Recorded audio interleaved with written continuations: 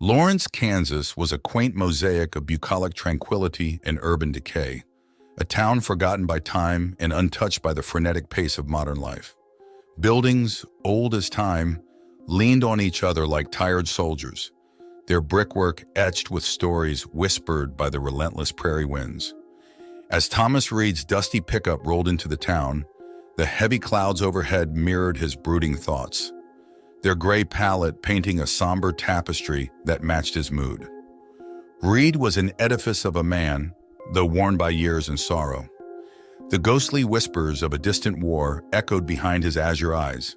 He bore the weight of a soldier's past, an unending procession of faces lost and places destroyed. Yet there was a softness to him, an open, caring spirit that bore itself in the delicate manner with which he handled his antique pocket watch, a cherished relic from better days. His destination was a local school, a sprawling Gothic structure of menacing charm.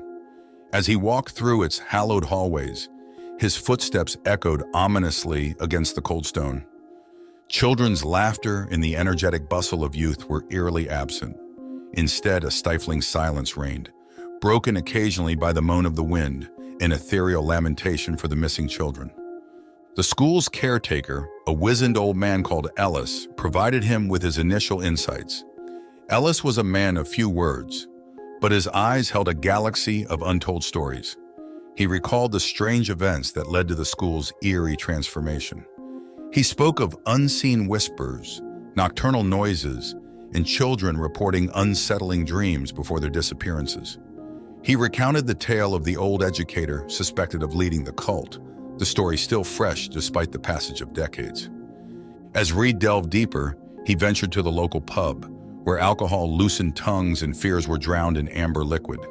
The patrons were a hardy lot, their weather-beaten faces etched with the hardships of prairie life.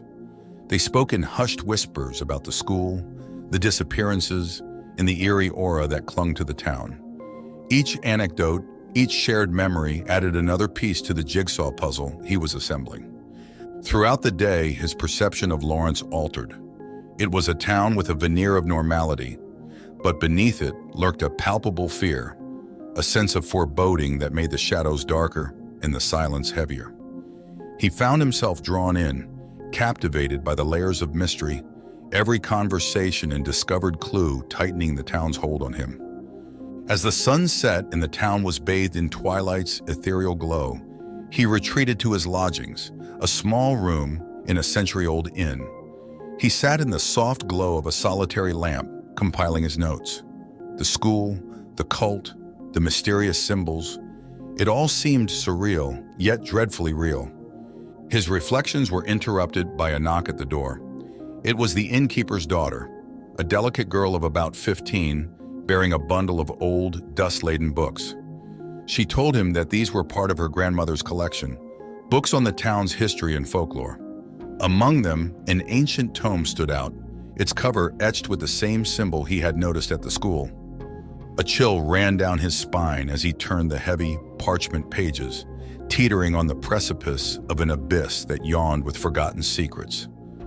As the clock struck midnight, he plunged into the arcane knowledge, undeterred by the dark path he was set to tread, unaware of the madness that lay in wait.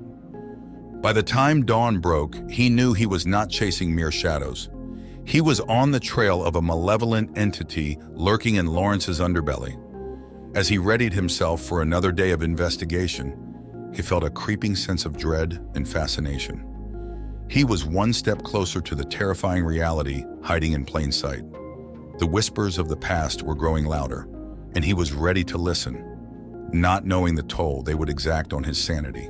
The sun's fiery ascent over the prairie horizon signaled the start of a new day in Lawrence.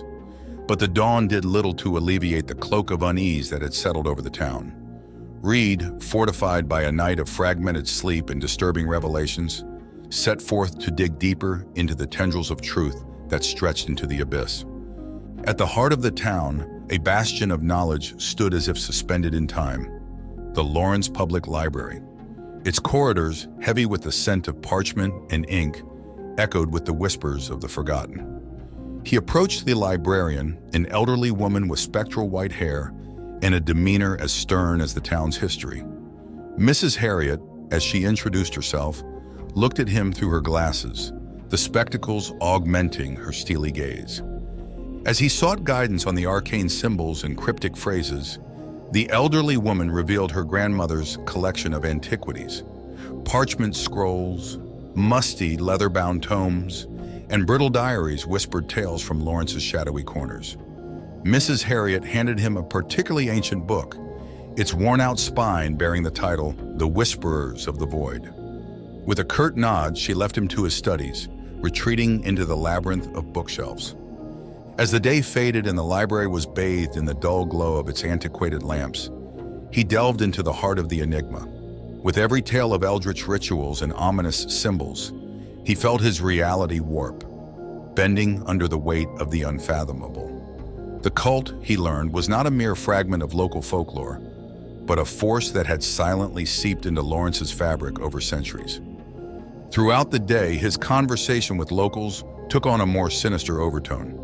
Subtle signs of the cult's influence appeared more apparent. Townsfolk expressed an unspoken fear of the school, spoke in hushed whispers of children who acted beyond their years and the elderly who seemed lost in a perpetual daze. As night fell, he found himself in the pub again. The patron's earlier joviality was replaced by an insidious unease. He listened as one man described his son's inexplicable fascination with the stars, a recently developed obsession. Another woman mentioned her daughter's strange nightmares, dreams filled with whispers from the dark cosmos. Unseen pieces of the puzzle clicked into place as the similarities between these anecdotes and the cult's rituals became clear. Each child was a piece in a larger horrific mosaic. Reed, feeling the first icy tendrils of dread creeping up his spine, realized he was chasing not a kidnapper, but something far more sinister. Late into the night, he found himself alone with his notes in the eerie silence of Lawrence. He felt a shift in the air, a suffocating thickness that clung to the darkness. He was no longer an outsider. He had become a participant in a twisted cosmic narrative, his role shifting from observer to player. As sleep claimed him, his dreams were filled with eldritch stars and whispers from the void. He woke, drenched in cold sweat, a solitary whisper lingering in his mind, a name, a deity, the cult's obsession, the Void Dweller. As the dawn broke over the town, he gathered his notes, feeling the weight of the truth he was uncovering. The cult was not a fragment of the past. It was alive, active, and lurking beneath Lawrence's facade of normalcy.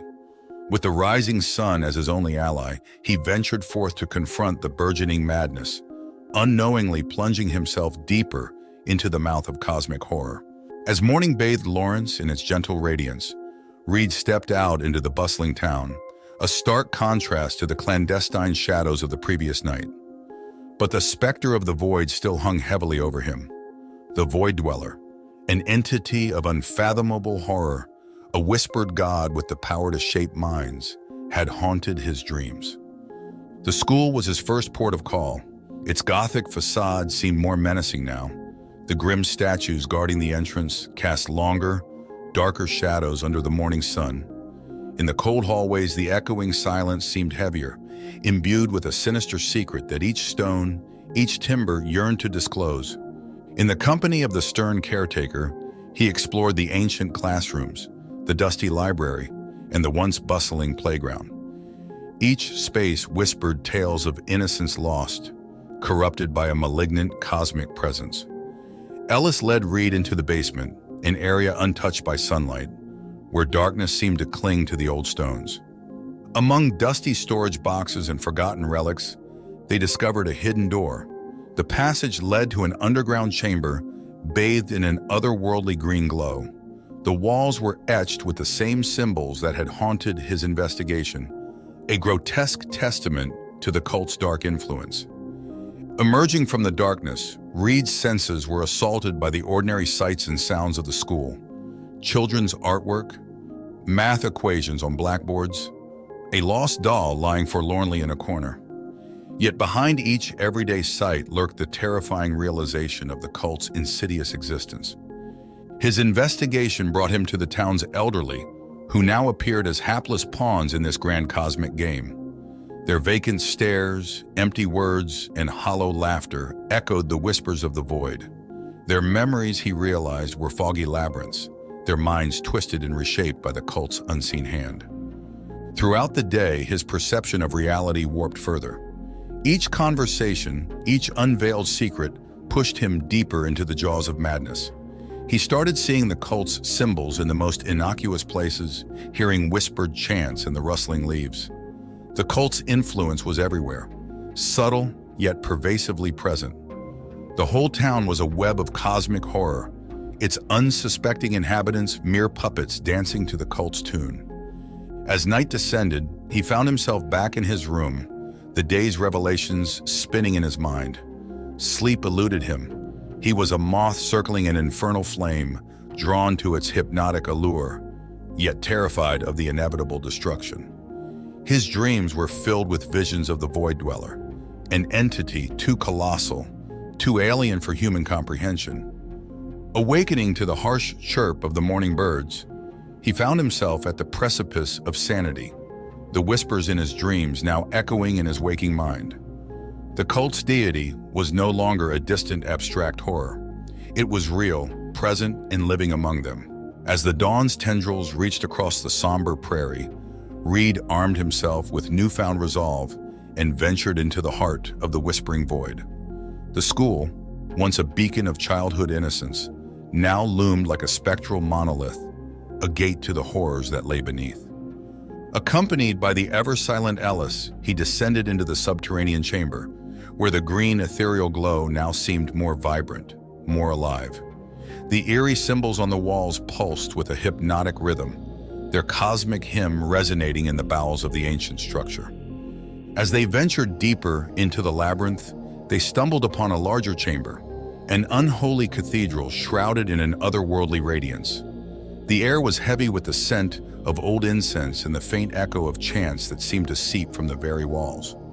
At the chamber's center lay an altar, adorned with a grotesque statue of the Void Dweller, its form defying human comprehension. Beneath the statue, Reed discovered an ancient tome, its pages filled with cryptic rituals and dark prophecies. As he leafed through the parchment, his mind was assailed by images of cosmic horror, of children led to this infernal altar, their minds warped by eldritch whispers. But there, within the cosmic cacophony, he heard the faint echoes of his past. The trauma, the PTSD, the echoes of war and loss, they all paled in comparison to the cosmic terror that now confronted him. Yet these past agonies bore a strange familiarity in the face of the incomprehensible. He found himself drawn to the statue, an insatiable curiosity rising within him. The whispers grew louder, the cosmic chorus weaving a terrifying melody that echoed the rhythms of the universe. He felt a sudden unity, a chilling communion with the alien entity. The Void Dweller, a deity of cosmic horror, whispered of worlds beyond comprehension, of galaxies drowned in perpetual darkness, and of realms where time and space danced to an eldritch tune. Its influence stretched across eons, its whispers echoing in the depths of consciousness, weaving nightmares from the cosmic beyond. Yet in the heart of this cosmic pandemonium, Reed found a twisted solace. The unfathomable darkness offered a grotesque mirror to his own past, his own trauma. The void's whisper was a hymn, its horrific melody resounding with his inner turmoil. His selfless quest for the truth had led him into the mouth of madness, a place where the remnants of his sanity were threatened. Yet he felt a chilling sense of belonging. As he knelt before the statue, he felt the veil of reality thinning. His sanity teetered on the brink as the whispers grew louder, the cosmic chorus reaching a crescendo. Ellis watched in horror as Reed succumbed to the void's call, his mind adrift in the cosmic seas. And then there was silence. The ethereal glow dimmed, the cosmic whispers faded, and Reed found himself alone in the chamber. His mind was no longer his own. It echoed with the eldritch melody of the Void Dweller, a symphony of cosmic horror that drowned the remnants of his humanity. The sun set over the quiet town of Lawrence, Kansas, as he emerged from the school, his gaze vacant, his mind lost in the echoes of the void. The whispers had claimed another soul, ensnared in a dance with cosmic horror, forever adrift in the sea of stars. We appreciate you tuning in. If you fancied the content, show your support with a like and subscribe. Hit the bell to keep up with our eerie adventures. Eldritch Tales Factory has plenty more to offer. Until next time.